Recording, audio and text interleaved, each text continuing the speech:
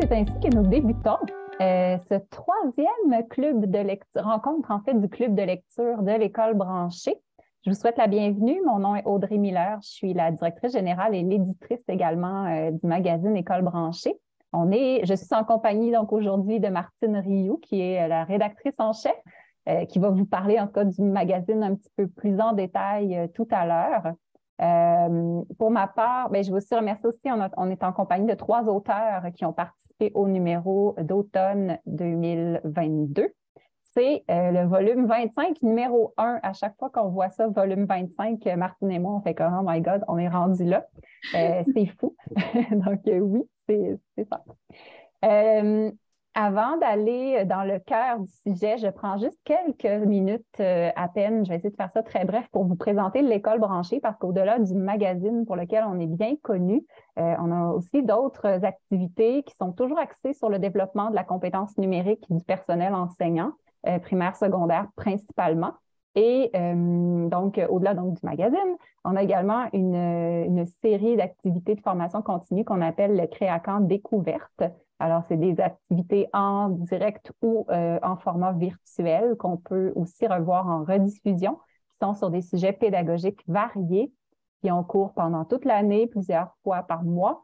Vous pouvez avoir plus d'infos et même on peut abonner une école au complet pour que tout le personnel puisse accéder à ces activités-là à volonté. Et enfin, on a aussi une collection de scénarios d'activités pédagogiques qui aident à intégrer la compétence numérique, justement, à développer la compétence numérique, qui s'appelle Scoop, que je vous invite également à découvrir. On fait énormément de choses. Vous pouvez nous suivre sur les réseaux sociaux, mais si vous avez une seule source à ne pas manquer pour nous suivre, c'est notre hebdo. Je vous ai mis le lien à l'écran, écolebranchée.com/hebdo pour vous inscrire. 2 fois par semaine, on vous envoie le résumé par courriel de tout ce qu'on a fait.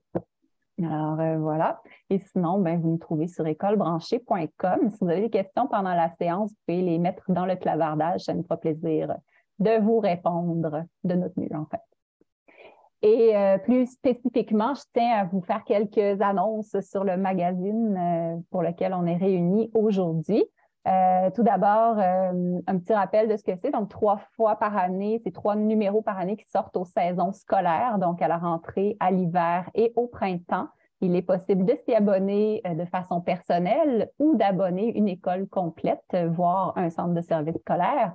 Il est disponible en format imprimé autant que numérique. Donc, c'est pas toujours connu qu'on a les 2 formats, mais oui, on tient à garder le format imprimé quand même si on parle de l'univers numérique. Et depuis l'année dernière, il est aussi disponible pour la communauté anglophone. Donc, ce n'est pas qu'une traduction, c'est vraiment une traduction adaptation. Donc, dans certains cas, il y a des articles exclusifs du côté anglophone, d'autres du côté francophone. Donc, ça vaut la peine de consulter les 2. Et si vous êtes abonné, par exemple, à la version numérique, vous avez toujours accès aux 2 langues dans votre compte sur notre site. Ce qui est intéressant d'être abonné aussi, plutôt que de se procurer les numéros qui nous intéressent à la pièce, c'est que vous avez accès à des contenus exclusifs en ligne réservés aux abonnés. Et il y en a d'ailleurs un, on a fait un petit spécial, on en a gardé un qui paraît très exactement en ce moment sur le site Tout nouveau dossier sur la douance. Comment la reconnaître et répondre aux besoins des élèves à haut potentiel. Donc, s'il vous plaît, n'allez pas le lire tout de suite. Attendez la fin de notre activité ensemble. Je vous mettrai aussi le lien dans le clavardage un peu plus tard. Dernière annonce du côté du magazine, c'est tout nouveau. En association avec le cadre 21, nous avons maintenant un badge numérique de reconnaissance du temps de lecture du magazine parce qu'on sait que maintenant, le développement professionnel, c'est une obligation, la formation continue chez les enseignants. Les lectures professionnelles sont reconnues à l'intérieur de ces activités-là et vous pourrez dorénavant demander un badge numérique pour certifier votre engagement dans la lecture de ce numéro et des prochains numéros qui paraîtront aussi. Donc, je crois que c'est... Ah, il me reste une dernière chose, oui. En tant que participant aujourd'hui à notre activité du club de lecture, vous aurez la chance de gagner un des prix de présence et des prix coup de cœur qu'on a grâce à un partenariat avec Druide Informatique, les créateurs d'Antidote. Donc, parmi tous les gens qui sont ici, je vais tout à l'heure mettre dans le chat un lien vers un formulaire que je vous invite à aller remplir. Vous allez pouvoir mettre votre courriel et votre nom. Et vous allez donc courir la chance de gagner une des 2 licences de Taptouche en ligne ou une des 2 licences d'Antidote Plus familiale. Si vous les avez déjà, c'est pas grave, ça fait des excellents cadeaux de Noël. Donc, merci à Druide pour cette collaboration de longue date avec nous. Et c'est tout pour moi, Martine. J'ai fait mon intro. Je te laisse la parole pour nous présenter le magazine et nos invités et la suite de ce midi. Oui. Ben, en fait, moi, j'ai ma copie papier avec moi du magazine. Je vais juste faire un petit retour là, sur l'historique de création de ce numéro-là. En fait, ben, on le sait, là, depuis 2 ans, on parle de plus en plus de recherche en éducation, de données probantes et tout ça. Donc, on a voulu donner la parole à des chercheurs et qui s'intéressent à l'impact du numérique, en fait, dans les pratiques éducatives. Donc, c'était au printemps dernier, je me souviens plus très bien quand exactement, mais on avait lancé un appel à tous sur les réseaux sociaux. Et on était vraiment enchantés de la réponse là, du milieu académique au Québec. On a eu des réponses, des propositions de chercheurs, je pense, de toutes les universités au Québec. Donc, c'était vraiment une diversité.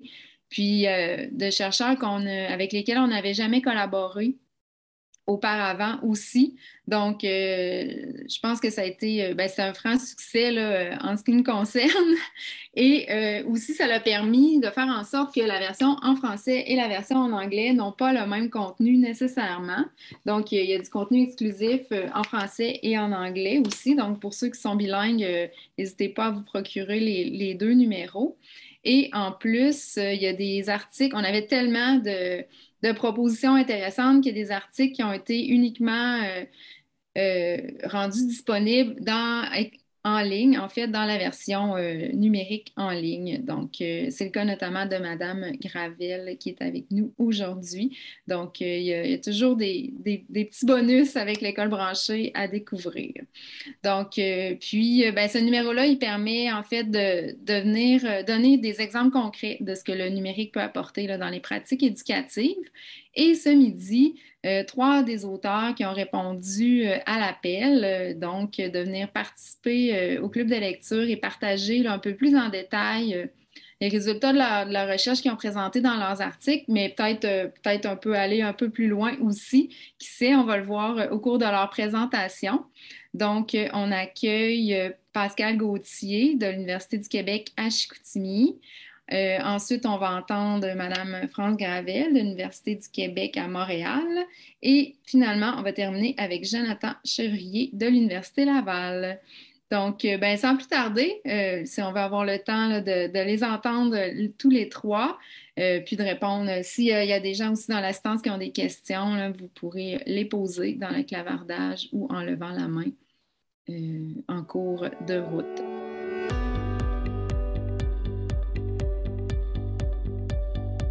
Donc, on va débuter avec Pascal. OK, allons-y. Ben, d'abord, je veux vous remercier de m'avoir laissé du temps pour pouvoir expliquer ce projet de recherche-là, de m'avoir choisi pour le faire. Écoutez, c'est quelque chose que j'apprécie énormément, croyez-le bien. Donc, on va commencer tout de suite. Dans le fond, le titre tout simple, enseigner au primaire ou au secondaire dans le contexte de la pandémie de COVID-19 vers le développement d'un sentiment d'efficacité numérique chez les enseignants. Donc, les auteurs. Au fond, c'est un projet qui et pas seulement de sciences d'éducation. Au départ, il est de travail social. Donc, les professeurs instigatrices du projet, il y a Mme Eve Pouliot, qui est professeure en travail social à l'Université du Québec à Chicoutimi, qui est ici avec nous. Mme Danielle Maltais aussi, professeure en travail social. On a au niveau de l'éducation, Patrick Giroux, professeur en sciences d'éducation à l'UQAC.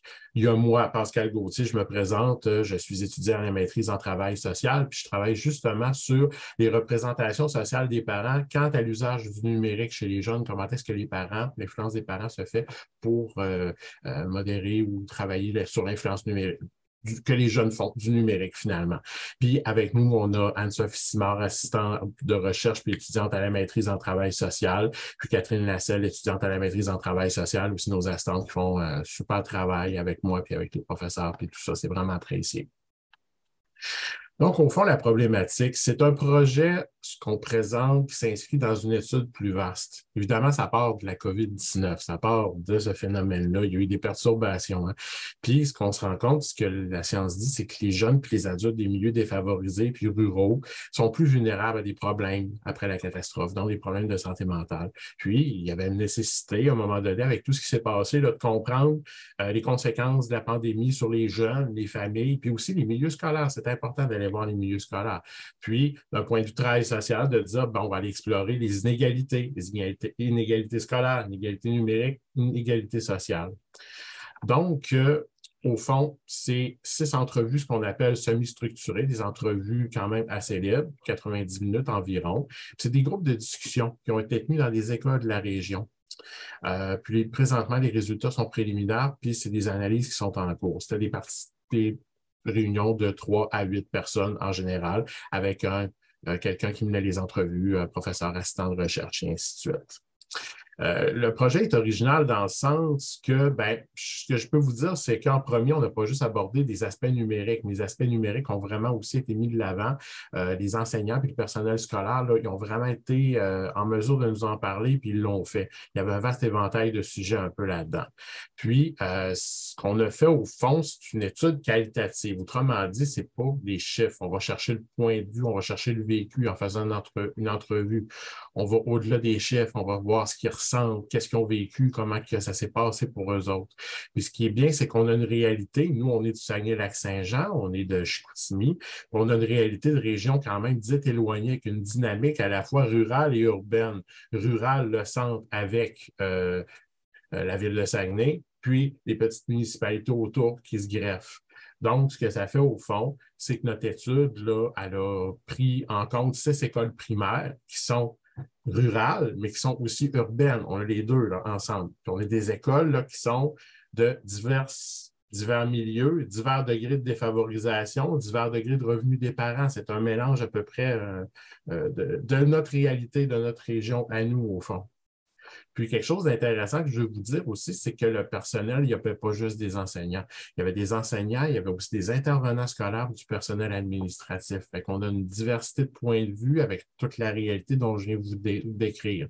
Donc, c'est un peu ça ce qui a basé l'étude qu'on vous présente aujourd'hui.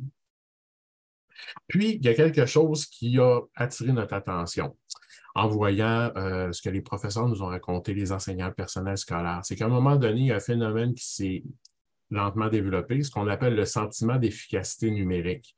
Parce que voyez-vous, quand on a préparé nos entrevues qui ont été faites, là, on leur demandait de faire comme un peu un voyage dans le temps, si on veut. Ils nous expliquaient de comment ça se passait pour eux au début de la pandémie jusqu'à s'en venir à la fin de l'année scolaire 2021. Au fond. Fait qu'on était capable de voir un peu le progrès puis comment est-ce que ça allait lentement pour eux autres. Puis, au fil des analyses, c'est ça qu'on a vu. Il y a un sentiment d'efficacité numérique qui est apparu chez les enseignants puis chez le personnel. Mais vous allez me demander, c'est quoi ça, un sentiment d'efficacité numérique? Dans le fond, là, ça se manifeste sous 2 aspects. En premier lieu, c'est d'avoir des sentiments positifs envers les technologies numériques, de se dire que oui, c'est concrètement avantageux, puis que oui, ça peut servir à quelque chose. Ça peut être utile pour enseigner, mais ça peut être utile aussi pour les tâches administratives, la gestion des choses quotidiennes, puis ainsi de suite.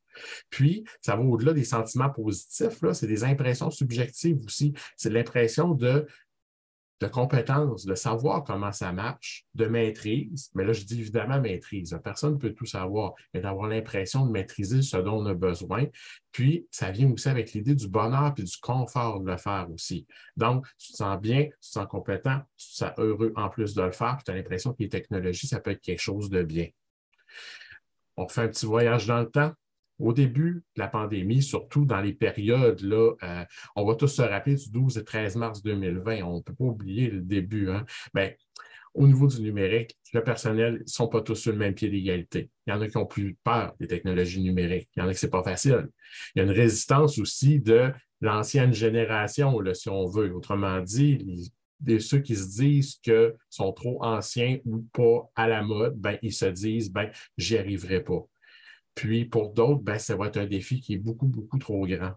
Mais il y a quoi d'intéressant? Ceux qui se sentent à l'aise et qui ont des connaissances, ben, ils vont expérimenter sur des bases qu'ils connaissent. Je ne sais pas. Exemple, un enseignant qui sait comment faire un groupe Messenger puis rejoindre ses jeunes, ben, c'est quelque chose qu'il va faire, par exemple. Ou qui sait, ou qui a le réflexe d'utiliser le courriel puis de faire une chaîne de courriel avec ses parents, ben, c'est quelque chose qu'il va faire. Puis c'est un peu ça qui ressort dans les entrevues. Vous le voyez, j'ai trouvé ça très difficile. Il a fallu s'adapter. Puis le ministère nous envoyait des affaires pour donner des cours sur le numérique. Je regardais ça et je me disais, est-ce que je vais être capable? C'était ça un peu l'état d'esprit au début pour plusieurs. Puis, ben, le sentiment au fil des mois, à minute que l'école a réouvert, puis que tranquillement, ben, ça s'est implanté, ben, ça s'est développé. Mais ça, comment ça se développe un sentiment comme ça? Il y a des facteurs contextuels. D'abord, la solidarité, l'esprit d'équipe, l'entraide. Ça, c'est quelque chose qui ressortait beaucoup dans nos données. Ceux qui étaient meilleurs allaient aider ceux qui étaient moins bons. Il y avait comme plus de hiérarchie, plus de choses comme ça. On s'aide, puis ceux qui ont plus de misère, on y arrive, puis c'est comme ça. Ça, c'est venu aussi avec la mobilisation, puis de l'ajout de ressources humaines, des formations, et ainsi de suite, que les centres de services scolaires ont offert. Mais on me ressortait beaucoup là-dedans le rôle des conseillers pédagogiques. Le conseiller pédagogique devient comme une sorte de sauveur dans l'histoire. Il devient important, il devient la ressource, la personne qui rassure, qui nous enseigne, qui nous montre aussi. Puis, accessoirement, il y avait du matériel qui pouvait être fourni par certaines maisons d'édition. Puis, en même temps, ben, il y a le contexte qui était autour, l'aide qui est reçue, la solidarité, mais en même temps, l'adaptation se faisait de manière individuelle puis collective aussi. Les personnes le disent, on sort de notre zone de confort puis on finit par dédramatiser, à plus trouver ça grave. Je pense que ça a dédramatisé les choses. Ça nous a montré que c'était plus accessible, que c'était pas si paniquant que ça se fait puis que c'est faisable. Une autre qui dit, lorsque j'ai été en confinement, personnellement, mes collègues m'ont branché des élèves, m'ont donné accès à leur classe pour que j'essaie des choses un peu en riant, puis en se donnant droit à l'erreur. C'était là. On sort de la zone, on est quand même bien de le faire, mais c'est plus grave. On dramatise plus, c'est pas la panique. Puis, à un moment donné, les avantages puis les bénéfices en compte. On commence à trouver des bons côtés au numérique pendant ces périodes-là, après le retour en classe, puis quand la nouvelle année scolaire ensuite débute. C'est pratique pour faire des rencontres seul à seul en Teams avec un élève qui a une difficulté, ou même avec un parent, par exemple, le soir, des choses comme ça. Pour l'administration, une réunion, ça s'organise bien avec les technologies numériques. Puis, on a même vu, c'est une ou deux écoles qui en étaient à la création d'un code d'éthique numérique, de dire c'est tellement bien intégré, puis on pense que c'est bien assez intégré pour dire, ben là, il faut encadrer, puis il faut trouver des balises, puis se mettre des règles là, pour que ça se passe mieux. Puis, ben, le sentiment s'installe. On partait tantôt, comme je vous disais, de la période mars 2020. On arrive à la fin de l'année scolaire 2021. Ce qu'on voit, c'est que ce sentiment d'être efficace-là, il s'est installé. C'est verbalisé là, par le personnel scolaire, ils le disent. Je me sens plus prêt, je me sens mieux, bien préparé comparé à l'année passée. Ils se sentent capables aussi de parer aux problèmes. Alors, ceux qui ont enseigné le savent, là, un problème de Teams, se faire fermer le micro par les jeunes ou une connexion Internet qui ne fonctionne pas, un jeune qui n'arrive pas à se brancher, c'était quelque chose qui pouvait être rebutant au début, là, mais il y en a qui étaient à dire que oui, c'était quelque chose auquel ils s'étaient adaptés. Plus d'aisance aussi dans l'utilisation des outils, surtout pour les élèves en difficulté, ça revenait, les ordinateurs 3810, il me semble qu'on appelle, entre autres choses. C'était plus facile, plus abordable pour les enseignants, donc ça encourageait les jeunes à plus les utiliser. Puis surtout au niveau personnel là, puis individuel, sentiment de fierté qui sortait, là, ressortir grandi de cette expérience-là, là, de dire que l'on a eu un choc là, au début. Il faut passer au numérique, il faut enseigner dans des conditions pendant lesquels on n'a jamais enseigné comme ça, c'est jamais arrivé. Bon, il y en a qui vont le dire, ils en ressortent grandis, ils en ressortent bien là-dedans, puis qu'on a appris des choses. Je repense à une qui disait, entre autres, ça faisait 20 ans qu'on disait que c'était un virage qui devait être fait. Ben là, on le fait en 6 mois, même pas 1 an, puis on est content peut-être au final de l'avoir fait, même si ça n'a pas été facile. Mais évidemment, ben, avec tout ça, il y a des bémols. Hein. Le sentiment n'est pas nécessairement universel. Ce que je vous décris là, c'est la réalité pour beaucoup de personnes, je dirais, mais il y en a pour qui non, ça passe pas, c'est encore trop difficile. Il y a la résistance à la technologie, on n'est pas sûr que c'est vraiment bon, que c'est vraiment approprié, qu'ils ne sont vraiment pas encore à l'aise de l'utiliser. C'est encore difficile pour eux autres, des fois, de sortir de la zone de confort. Fait qu'en gros, c'était ça, ce sentiment d'efficacité numérique-là qui s'est installé au fil du temps. C'est un peu comme ça. Puis c'est un peu comme ça avec ces processus-là que ça s'est fait, puis que ça s'est concrétisé. Donc, pour l'avenir, comme je disais tantôt, notre étude, les résultats sont encore préliminaires. On a encore des analyses à compléter. Ce qui est intéressant, puis ce qui va s'en venir, c'est que là, on va prendre en compte des écoles secondaires. Là, vous avez vu tantôt, on avait 6 écoles primaires, rurales, urbaines, commission scolaire de la Jonquière, mais là, on a des écoles secondaires qui se rajoutent au travers de ça. Est-ce que la réalité des enseignants a été la même pour le secondaire? C'est ce que les analyses vont nous dire. Puis, quelque chose d'intéressant aussi, c'est que les entrevues qui nous restent à analyser ont été faites un peu plus tard que les premières dont je viens de vous parler. Est-ce que le passage du temps fait des impacts? Est-ce qu'on va être capable de voir si, je ne sais pas, est-ce que ça a perduré dans le temps, ce sentiment-là? Parce que c'est ça aussi, sentiment, on en parle, mais est-ce que dans le temps, il perdure? Est-ce qu'aujourd'hui, c'est encore comme ça? Est-ce que les habitudes numériques, entre guillemets, est-ce que c'est quelque chose qui a duré dans le temps et qui est encore là aujourd'hui? Bien, peut-être que partiellement, ça va nous donner peut-être certaines réponses par rapport à ça. Donc, voilà. Donc, je vous remercie beaucoup d'avoir pris le temps d'écouter cette petite présentation. Donc, pour me contacter, vous avez ici sur l'écran mon courriel si jamais il y a quoi que ce soit. Donc, je vous en remercie encore une fois de votre écoute. Puis, merci encore.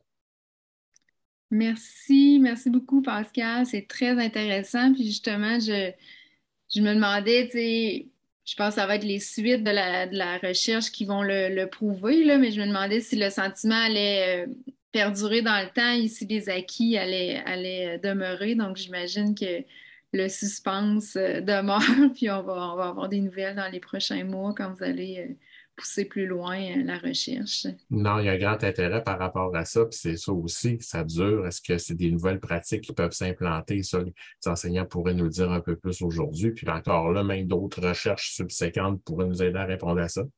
Mais ça, l'avenir nous le dira, comme on dit, c'est ça.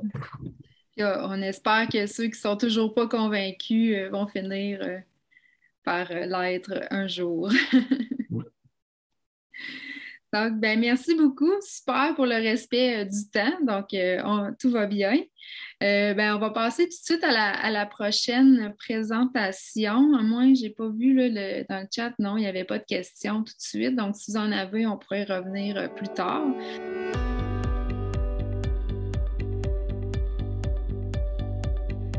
Donc, maintenant, je vais laisser la parole à France Gravel qui va nous présenter l'article ou la recherche là, qui a fait l'objet de l'article sur la gestion et le leadership pédagogique numérique. À toi, France. Donc, bien, premièrement, bonjour. Je tiens à remercier l'École branchée pour l'invitation à venir vous parler de l'article intitulé « Planifier et diriger la transformation de l'éducation à l'ère du numérique ». Cet article présente les résultats d'une recherche intitulée « Gestion et leadership pédagogique numérique » qui a été financée par le ministère de l'Éducation du Québec. Cette étude a été réalisée en collaboration avec une équipe de recherche, des collaborateurs du Service national RITI pour les gestionnaires scolaires, ainsi qu'un comité de suivi du ministère de l'Éducation du Québec. Donc, très simple, en contexte de transition numérique du système éducatif québécois, les directions d'établissements d'enseignement et les gestionnaires scolaires jouent un rôle clé afin de favoriser au sein des équipes écoles un climat collaboratif où l'accent est mis sur des pratiques novatrices. Toutefois, on a peu étudié au Québec les stratégies et les moyens mis en œuvre par ces derniers pour implanter le numérique. Ce constat mérite notre attention puisqu'ils sont les principaux mandataires de la mise en œuvre de l'infrastructure numérique et du soutien à la formation continue du personnel et aussi, bien entendu, des élèves. Depuis, on ne connaît pas suffisamment les nouvelles compétences requises pour gérer l'implantation du numérique ainsi que le suivi qui en découle au sein des établissements d'enseignement québécois. De fait, le référentiel actuel des directions d'établissement ne tient pas compte du nouveau cadre de référence de la compétence numérique. C'est donc pour ces raisons que le ministère de l'Éducation m'a mandaté pour mener une recherche visant à affiner les connaissances et à favoriser le partage d'expériences en lien avec les pratiques professionnelles et les stratégies de gestion mobilisées par ces acteurs en contexte d'implantation du numérique. De façon plus spécifique, la recherche avait comme objectif principal de décrire le rôle, les pratiques et les stratégies de gestion des directions d'établissements d'enseignement et des gestionnaires scolaires qui ont implanté le numérique au sein d'un établissement d'enseignement québécois. 2. Méthode de collecte de données. Très simple. D'abord, nous avons mené une communauté de pratiques professionnelles qui rassemblait les directions d'établissement et des gestionnaires. Et ensuite, on a mené des entrevues semi-dirigées. Donc, ça a été d'approfondir certains thèmes. On a eu la chance d'avoir 23 participants qui ont partagé leur expérience professionnelle, donc pendant 5 rencontres d'une durée d'1h30. Parmi les participants, 12 d'entre eux se sont exprimés dans le cadre des entrevues qui abordaient notamment des thèmes en lien avec les composantes du leadership transformationnel, et ce, dans le but de cerner la façon dont ces composantes ont été utilisées par les participants pour favoriser l'implantation du numérique. Les propos des participants à la recherche, émis dans le cadre de rencontres de la communauté de pratique professionnelle, ont permis de dégager 6 grands champs d'action au sein desquels se déploient les stratégies de gestion d'implantation du numérique. Donc, la planification, les stratégies visant la gestion de l'infrastructure, les ressources humaines et numériques, celles visant les pratiques de communication, la collaboration, la formation et le soutien, l'exercice du leadership ainsi que l'instauration d'une culture d'organisation apprenante au sein des établissements d'enseignement. Également, ils ont émis des pistes de solutions dans l'optique d'améliorer l'implantation du numérique dans les salles de classe. En premier, celle qui s'avère être la plus importante est de prioriser ce virage numérique, c'est-à-dire qu'il suggère que le cadre législatif québécois soit modifié, donc la loi sur l'instruction publique, afin de tenir en compte la réalité actuelle. Dans le but d'assurer la bonne mise en œuvre des objectifs et des plans stratégiques ministériels, il suggère, d'une part, l'ajout d'articles à la loi sur l'instruction publique, ciblant spécifiquement l'implantation du numérique au sein des plans d'engagement vers la réussite de chaque centre de service scolaire. De façon plus sélective, les PVR doivent être cohérents avec les projets éducatifs. Ça, c'est vraiment, vraiment, vraiment important. Également, il suggère que chaque centre de service scolaire est dans le PVR un objectif en lien avec le plan d'action numérique, mais également au niveau des établissements d'enseignement, extrêmement important. Autre chose, c'est en train de se faire, on est en train de revoir le référentiel des compétences des directions d'établissements d'enseignement, c'est en train. Donc, le numérique va être là. Et bien entendu, c'est important que les diplômes d'études supérieures spécialisés en gestion de l'éducation comprennent ou offrent un cours portant sur le numérique. Donc, il faut développer la compétence numérique des gestionnaires, mais également leur leadership pédagogique. Également, l'enseignement comodal et à distance accompagne le questionnement au regard des enjeux juridiques et éthiques qui soulèvent. À ce sujet, les participants mentionnent la question de la vie privée, comme par exemple le fait d'imposer aux élèves et étudiants l'ouverture de leur caméra lorsqu'ils suivent un cours en étant à distance ou évoquent encore des interrogations quant à l'utilisation éthique du numérique. En ce sens, il recommande la création de cadres de référence entourant les enjeux éthiques et juridiques en lien avec les enseignements comodal et à distance. Également, il faut faire preuve de réflexion, de planification, à être convaincu en tant que gestionnaire de l'utilité du comodal et, bien entendu, disposer des ressources nécessaires pour accompagner les membres de l'équipe école. Afin de favoriser le développement du leadership pédagogique, une formation autoportante a été développée en marge de la recherche. Elle est offerte gratuitement par le ministère de l'Éducation du Québec à l'ensemble des directions d'établissements d'enseignement et des gestionnaires scolaires du Québec depuis l'automne 2021. Ainsi, la formation vise la consolidation chez les participants des compétences nécessaires à la mise en œuvre des mesures inscrites au sein du plan d'action numérique. Faisant appel à différentes théories du leadership, notamment le leadership authentique, le leadership transformationnel et le leadership pédagogique, elle offre une réflexion quant à la façon dont une direction d'établissement d'enseignement ou un gestionnaire scolaire peut instaurer un climat capable de soutenir la transition numérique. La formation a été développée dans le cadre d'un travail collaboratif entre une équipe de chercheurs, la Faculté des sciences de l'éducation du Québec à Montréal, son carrefour pédagogique et technopédagogique, son service à l'audiovisuel ainsi que son vice-rectorat au système d'information. D'une durée de 30 à 40 heures, elle est accessible en ligne via la plateforme d'apprentissage Moodle. À travers 7 modules, les participants sont invités à aiguiser leurs connaissances et à développer leur leadership pédagogique en réalisant des activités d'apprentissage mobilisant des webinaires en rediffusion, des diaporamas, de la littérature variée et des plateformes virtuelles. Certains modules comportent également des activités facultatives ayant pour objectif d'inviter les participants à approfondir les thèmes à l'étude.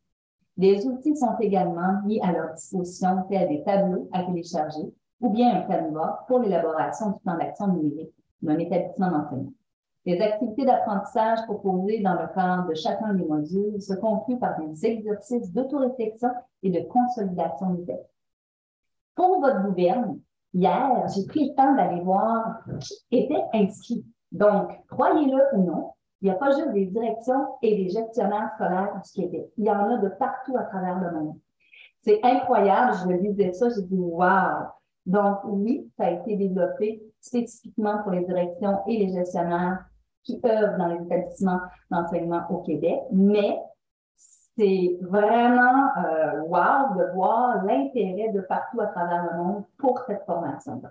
Donc, si vous voulez en connaître davantage, je vous invite à vous rendre sur le site du ministère de l'Éducation pour lire le rapport complet. Donc, dans la section Info gestionnaire, vous allez retrouver toute l'information par rapport à 2 recherches, une qui a été publiée en 2020 et l'autre qui a été publiée en 2021. Et si vous avez le goût de vous inscrire, c'est gratuit. Donc, vous avez l'adresse ici, gestionleadershippédagogie-numérique.ucam.ca. Donc, merci beaucoup encore une fois pour l'invitation. Ça a été fort intéressant de pouvoir vous présenter le fruit de cette recherche qui nous a vraiment emballés et qui a mis de l'intérêt là, partout à travers des associations de plans scolaires, de direction d'établissements d'enseignement. Merci, France. C'est très intéressant. Moi, j'avais une question. Je me demandais, le projet de recherche, il avait débuté avant la pandémie, donc c'était déjà en cours, de ce que je comprends? Juste un instant. Si vous me permettez, je vais fermer. Parfait, je vous reviens. Je suis là. Il y en a eu 2. Écoutez ça, c'est vraiment le premier projet de recherche que le ministère m'a demandé de mener. C'était vraiment au niveau des stratégies de gestion de l'implantation, tout ça. Et on devait rendre public le rapport le 20 mars 2020. C'est parce que déjà, la première étape, qui était la planification, venait d'être sautée avec la pandémie. Alors, j'ai dit, oh, on va attendre. Donc, c'est pour ça qu'on l'a rendu public un peu plus tard. Et l'an dernier, le ministère est revenu à la charge me demandant spécifiquement de mener une communauté de pratique professionnelle pour identifier les stratégies de gestion qui pouvaient favoriser la gestion de l'implantation du numérique dans les établissements d'enseignement. Donc, c'est 2 projets de recherche différents. Okay. J'imagine, est-ce que vous avez vu si l'effet de la pandémie, ça a eu quelque chose, ça a eu un effet sur les réponses ou l'orientation un peu de la recherche? Oui, ça a eu un impact, bien entendu, parce qu'on était en plein cœur de la crise de la pandémie. Donc, oui. Par contre, ce qui a été intéressant, c'est que les participants à la recherche ont dit « Wow, on a développé rapido presto des compétences qu'on ne pensait pas avoir. » Donc, ça a accéléré le processus. C'est ça, c'est un peu le même constat que Pascal faisait là, chez les enseignants. Donc, on voit la constance. Très bien. Bien, merci beaucoup encore une fois. Donc, je pense qu'il n'y a pas d'autres questions. On va poursuivre maintenant avec notre dernier intervenant, Jonathan Chevrier de l'Université Laval. À toi la parole.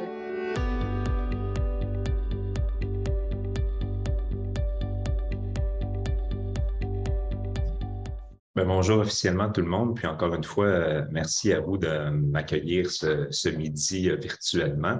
Euh, Lorsque Martine m'a approché pour contribuer au magazine, en fait, je n'avais pas de résultats de recherche qui étaient prêts à diffuser. Toutefois, j'avais mené un petit projet pilote en tant qu'enseignant cette fois, mais dans un contexte universitaire, puis j'avais envie de le partager parce que il a tellement été intéressant et fructueux que je vais probablement en faire un projet de recherche pour mieux le documenter. Donc, c'est ce que je viens vous présenter aujourd'hui. En fait, le titre de l'article se nommait Mobiliser le numérique en contexte de formation initiale au-delà de l'oiseau bleu. Donc, ceux qui sont familiers avec les réseaux sociaux vont peut-être voir un peu où je m'en vais avec ça. Et il est né de quoi? En fait, ce projet, c'en est un développement de compétences dans une classe d'étudiantes et d'étudiants au département d'éducation physique de l'Université Laval durant l'hiver 2022. Et je vous donne déjà le mot-clé qui est EPS 2300 H2022. En fait, c'est le sigle du cours et c'est le mot-clé sur lequel les étudiants allaient faire quelques partages. Il est toujours actif, ce mot-clé-là, si vous voulez aller voir un peu les résultats tangibles de cette expérience-là. Vous pourrez passer un petit peu de temps sur Twitter tantôt. Je vous mets en contexte, en fait, cette réflexion-là provient bien évidemment aussi du référentiel de compétences professionnelles qu'on a et plus particulièrement de notre compétence à mobiliser le numérique. Et dans cette compétence-là, vient un continuum là, de différentes habiletés à développer, de ce continuum de mobilisation numérique auprès des étudiants. Puis je me demandais comment faire pour favoriser ça chez les étudiants universitaires qui vont devenir des professionnels de l'enseignement pour leur donner un peu justement là, les différentes possibilités qui s'offrent à eux à utiliser des réseaux sociaux, mais dans une perspective, pas nécessairement d'enseignement, mais pour les amener à mobiliser le numérique, pour les motiver à s'engager dans le cours et aussi pour se positionner dans une perspective de développement professionnel continu et pour la vie. Donc, ceux qui connaissent un peu le lifelong learning de Jarvis et ses travaux, c'est de faire en sorte d'utiliser constamment, finalement, différents modèles, différentes façons de procéder pour se tenir au courant. Puis, vous êtes ici ce midi, donc ça doit vous préoccuper un peu aussi votre formation continue. Là, c'était bien cette réflexion-là, la mise en contexte, ça allait. Puis là, je me disais de quelle façon arriver à donner aux étudiants une expérience d'apprentissage où ils vont démarrer à peu près tous au même niveau. Pascal en a parlé tantôt, là, ce sentiment d'efficacité numérique, il est très différent d'un étudiant à l'autre. Ils sont habitués avec des réseaux sociaux, ils utilisent davantage TikTok, c'est bien documenté, ils ont utilisé un peu Facebook, mais je sais qu'ils n'utilisent pas Twitter. Donc, c'est formidable. Je me suis dit, je vais prendre un réseau social qu'utilisent peu et qui ne connaissent pas. Et après un sondage interne dans la classe, et effectivement, il y a seulement 4 des étudiants qui étaient là qui avaient déjà utilisé Twitter.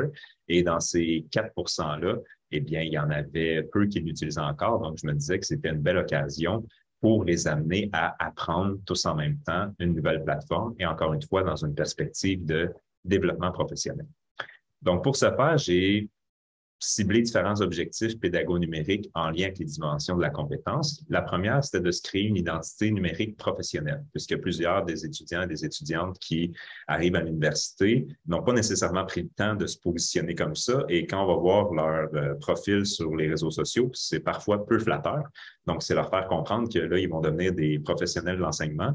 Il y a des élèves qui vont aller voir leur profil. Il y a des élèves qui vont tenter de communiquer avec eux via les réseaux sociaux, des parents également, des directions d'école. Donc, c'est vraiment de se positionner et dire professionnellement, avoir une image qui est positive sur les réseaux sociaux.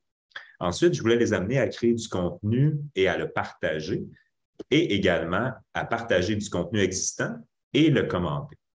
Donc, je vais vous présenter les 3 résultantes de ces objectifs-là. D'abord, ils ont dû se créer un compte Twitter et vous voyez à l'écran, c'est quelque chose que Marie-Lou a créé, donc plus professionnel, une image de plein air, éducation physique, ça fait du sens. Dans son courriel, elle a pris celui de l'université, donc pas un personnel, le prénom et le nom bien indiqués, une photo pour qu'on puisse l'identifier pour être certain que l'élève qui veut la rejoindre s'adresse bien à son enseignante, son identifiant qui est professionnel, on voit le nom de famille avec éduc pour éducation physique, et dans la description, simplement étudiant au baccalauréat et à l'Université Laval. Alors, c'est vraiment, on tombe sur ça, il n'y a pas de surprise, on trouve ça génial, on a envie d'y parler. Et avec cette création de compte Twitter-là, on a collectivement créé je ne vois pas à l'écran. Donc, oups, je reviens. On a collectivement créé une façon de communiquer sur Twitter. Donc, on s'est dit qu'il s'agit d'un compte professionnel, puis avant de publier, de s'assurer que le contenu respecte le traité de publication de Twitter qu'on a adopté ensemble en classe avec notre mot-clé. Et collectivement, on s'est entendu sur le contenu qui devait être partagé, d'autres en lien avec l'activité physique, être de qualité, doit aider les apprentissages, être respectueux, sans violence, positif et constructif. Et ils ont même donné quelques exemples de thèmes qu'ils aimeraient voir partagés sur les réseaux sociaux dans ce cours de développement physique et santé. Et ils ont aussi pris le temps de nommer ce qu'il faut éviter. Donc, pas de chat, pas de vidéos de chat, pas de nouvelles sportives ou de sport médiatisé et pas d'images de souper de salade. Donc, ce que vous faites chez vous, on ne veut pas le voir là-dessus. Organisez-vous pour que ce soit en lien avec le cours, pour qu'on respecte ce traité de publication de Twitter qu'on a rédigé ensemble. Ensuite, je leur ai demandé de faire une capsule de présentation. Donc, on est encore dans l'identification professionnelle. On est encore sur se positionner sur les réseaux sociaux et se présenter. Pourquoi je leur ai demandé de faire ça? Parce qu'on n'a pas le temps en classe avec 106 étudiants de leur accorder chacun 1 minute pour se présenter et pour que les collègues puissent savoir à qui ils s'adressent. Ils avaient 60 secondes pour réaliser une capsule sur un logiciel qu'on leur a montré, qui est institutionnel, qui s'appelle Screencast-O-Matic, pour réaliser des capsules. Donc, avec ça, il y avait aussi un apprentissage au niveau des compétences numériques pour produire du contenu et le partager grâce à cette application de partage vidéo. Ensuite, pour produire du contenu et le partager, je les ai amenés à produire ce que j'ai appelé une capsule de l'expert, où ils devaient créer du contenu dans une perspective professionnelle. Et ils avaient le choix du sujet, donc ça a suscité beaucoup d'engagement. On m'a dit, c'est rare qu'on peut choisir le sujet, d'habitude c'est imposé. Ah bon, en autant que c'est en lien avec le développement physique et santé, allez-y. Ils devaient cette fois produire une capsule de 180 secondes, un peu sous le même modèle de présenter une thèse de 180 secondes. Et ils devaient mettre une première capsule. Donc, une première capsule qui devait ensuite être révisée par les pairs. Alors, ils devaient trouver minimalement 3 sources scientifiques pour appuyer leur capsule. Une fois que c'était fait, il y avait une grille d'évaluation de la capsule que les pairs avaient. Donc, ils ont envoyé la capsule. Les pairs ont révisé la capsule, ont émis des commentaires, l'ont noté comme s'ils l'évaluaient et renvoyaient ce processus de révision à l'étudiante qui, une fois qu'elle les recevait, pouvait procéder à des ajustements, mieux définir quelques thèmes, recadrer peut-être la caméra, donc améliorer sa capsule, puisque là, elle donnait la dernière capsule à l'enseignant. Et là, moi, je révisais cette capsule-là. Et c'est cette capsule-là qui était notée de façon sommative. Et une fois que j'avais approuvé la capsule, eh bien, elle pouvait être publiée sur Twitter. Donc, il la publiait de cette façon. Si vous avez envie d'en voir quelques-unes, vous pouvez les trouver facilement. Et lorsque vous cliquez sur le lien, ça vous amène sur le lien Screencast-O-Matic pour avoir la capsule en entier de 3 minutes et ça va vraiment partout. Et on avait quelques interactions aussi là, qui étaient placées là, à différents moments pour que les étudiants sachent que ça a bien été visionné. Le dernier objectif était de partager du contenu. Donc, chaque semaine, ils devaient partager au moins 3 publications et ils devaient aussi minimalement en commenter 3. Et moi, j'avais une application qui s'appelle TweetDeck et j'étais en mesure de suivre les 100 étudiants dans leurs interactions et de comptabiliser le nombre de commentaires qu'ils faisaient et de réactions pour m'assurer que, justement, chaque semaine, ils respectaient cette exigence du cours. Et là, on a eu toutes sortes de publications et de partages. Il y en a qui en ont profité pour partager les séances d'exercices qu'ils devaient faire dans le cadre du cours. Il y en a qui en ont profité pour partager des articles scientifiques ou de l'information en lien avec stratégies qu'on voyait dans le cours. Il y en a qui ont partagé des vidéos pour s'inspirer puisqu'ils devaient monter des activités dans le cours. Il y en a qui en ont profité pour partager du contenu en lien avec l'usage du numérique chez les jeunes puisqu'il y avait des thèmes qui étaient reliés à ça dans le cours. Et on a eu, c'est arrivé comme ça, mais il y a un étudiant qui a partagé une fausse nouvelle. Donc, c'était génial parce qu'on a pu récupérer ça en classe pour en discuter parce qu'à chaque moment de la semaine, à chaque fois que je les rencontrais une fois par semaine dans le cours, on prenait un 5 à 10 minutes où moi, je présentais quelques tweets où on prenait notre fil d'actualité et là, on discutait, on faisait des liens avec les cours, on revenait sur des éléments qu'on avait échangés, qu'on avait lus en lien avec tout ça. Donc, ça avait un côté qui était très interactif, qui était très engagement dans le monde réel parce que c'est des choses qui arrivaient chaque semaine, qui suivaient l'actualité. Donc ça, c'était quelque chose qui était assez apprécié puis intéressant. Donc ensuite, qu'est-ce qui s'est passé avec tout ça? Ben, je peux vous affirmer qu'on a atteint nos objectifs. Donc c'était quand même assez intéressant. Il y a aussi des étudiants qui ont continué à utiliser ce fil de Twitter. Et au-delà de ça, ben, il faut aussi évaluer à l'université, évaluer ces compétences-là qu'on a la prétention de développer.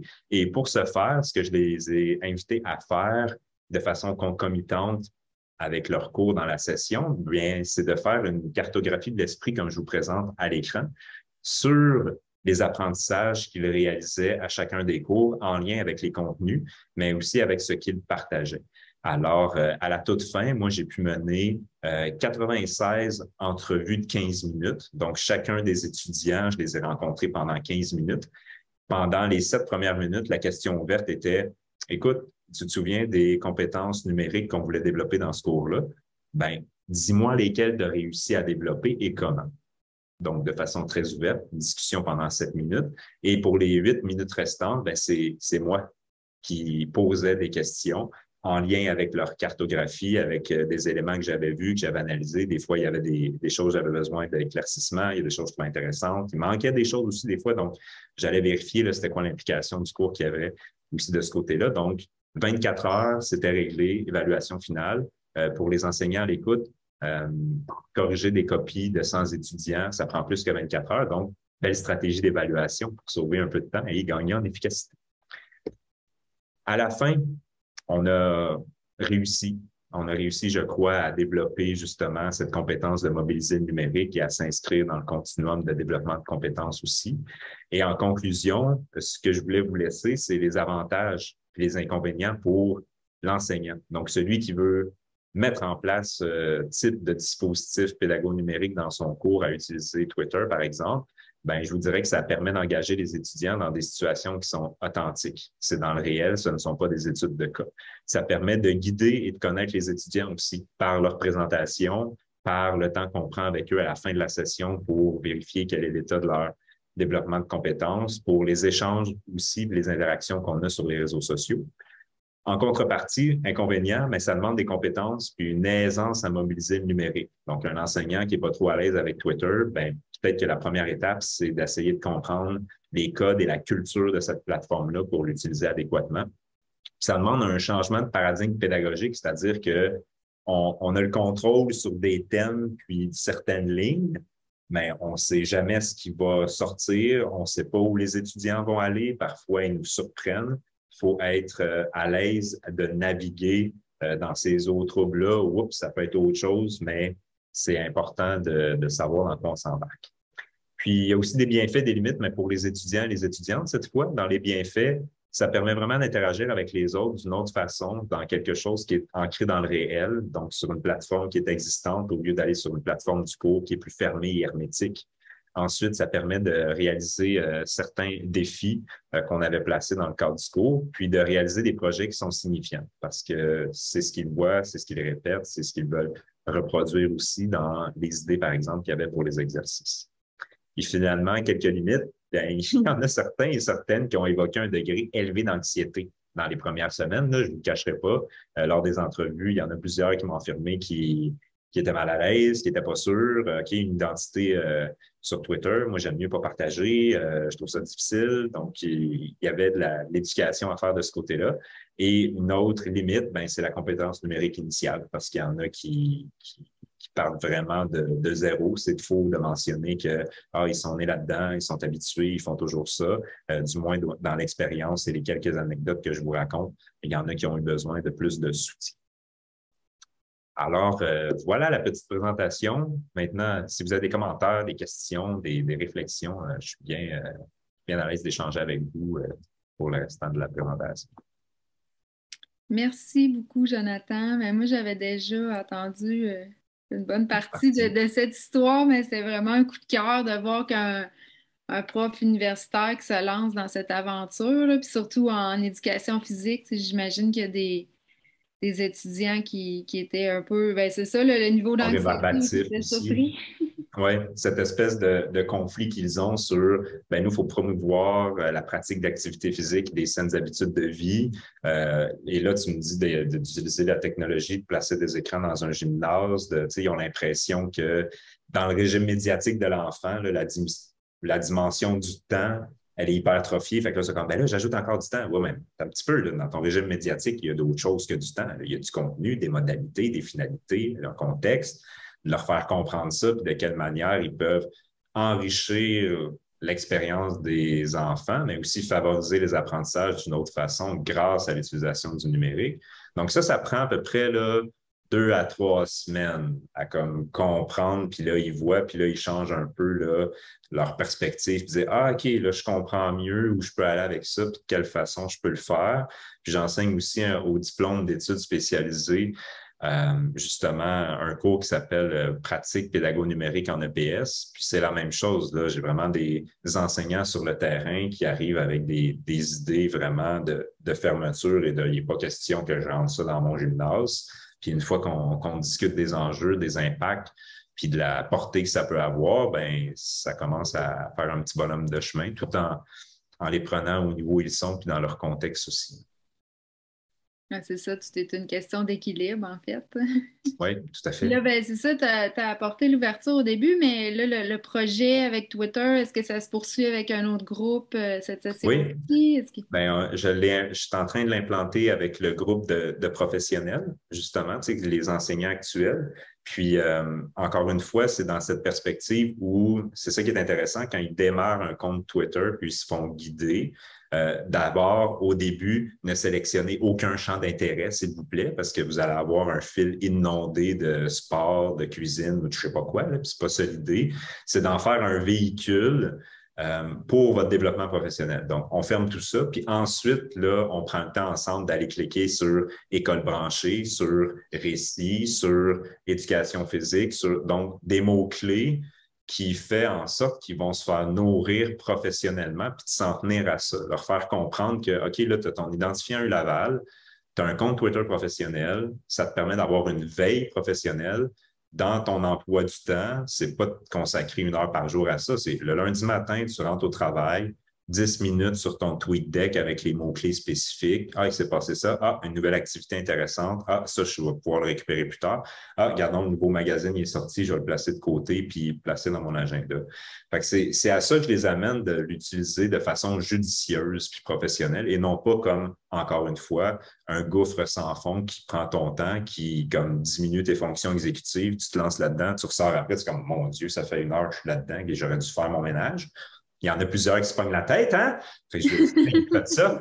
Fait que c'est ça, c'est de les amener à se positionner, à l'utiliser pour ce que c'est-à-dire un outil de développement professionnel. Puis si toi, ça t'intéresse, les résultats du hockey, puis du football, puis autres, ça va, mais fais pas ça sur ton compte de prof en éducation physique, fais ça sur ton compte de Joey Toupin la fin de semaine à la maison. Tu sais.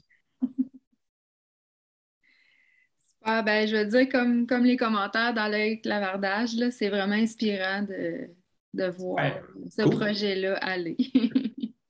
Ben, merci beaucoup. Ben, je pense que ça conclut, à moins qu'il y ait des personnes qui aient des questions. Je ne crois pas. Audrey, je vais te laisser la parole pour la conclusion en ce cas-là. C'est vrai, Martine, on s'était dit qu'on gardait à la fin aussi l'annonce spécial. Oui, thème pour le prochain numéro.